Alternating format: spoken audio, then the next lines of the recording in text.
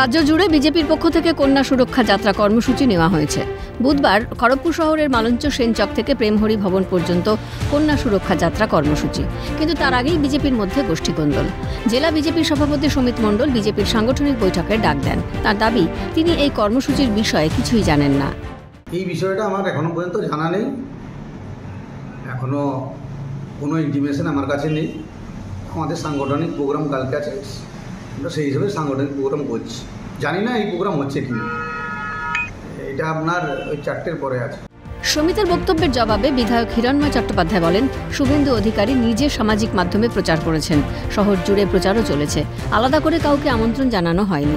নারীদের সুরক্ষার জন্য এই মিছিল। চারিদিকে খবর, তাই না? তো সবাই জানেন যা ফেসবুকে চলছে, টোটো করে মাইকে মাইকে প্রচার হচ্ছে। শুভেন্দুবাবু নিজে টুইট করেছেন, আমি টুইট করেছি, আমি ফেসবুকে লিখেছি এবং সবাইকে ট্যাগ করেছি, আমার পার্টির সবাইকে ট্যাগ করা আছে। গোষ্ঠীদ্বন্দ্বে দীর্ণ বিজেপি, একদিকে মিছিল, অন্যদিকে শহরের অন্য প্রান্তে সাংগঠনিক বৈঠক। কটাক্ষ শহর মহিলা তৃণমূল কংগ্রেসের সম্পাদক জয়া দাস সিংহের।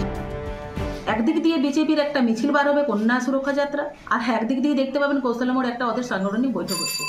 এখান থেকে বোঝা যাচ্ছে ওনাদের যে গোষ্ঠীকন্দর কতটা চরমে চলে গেছে।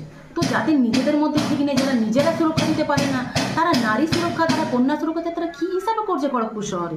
আমাদের খড়গপুর শহরের মানুষ সবাই যারা রয়েছেন পাবলিক, তারা সবাই জানে যে বিজেপি কী যন্ত্র। শাসক দলের বিরুদ্ধে গোষ্ঠীকন্দল নিয়ে তোপ দাগে গেরুয়া শিবির। এবার নিজেদের দলের সমন্বয়ের অভাবকে কি চোখে দেখছে পদ্ম শিবিরের নেতারা? প্রশ্ন রাজনীতির কারবারিতে। রৌনক কুমার শঙ্করের রিপোর্ট, ক্যালকাটা নিউজ।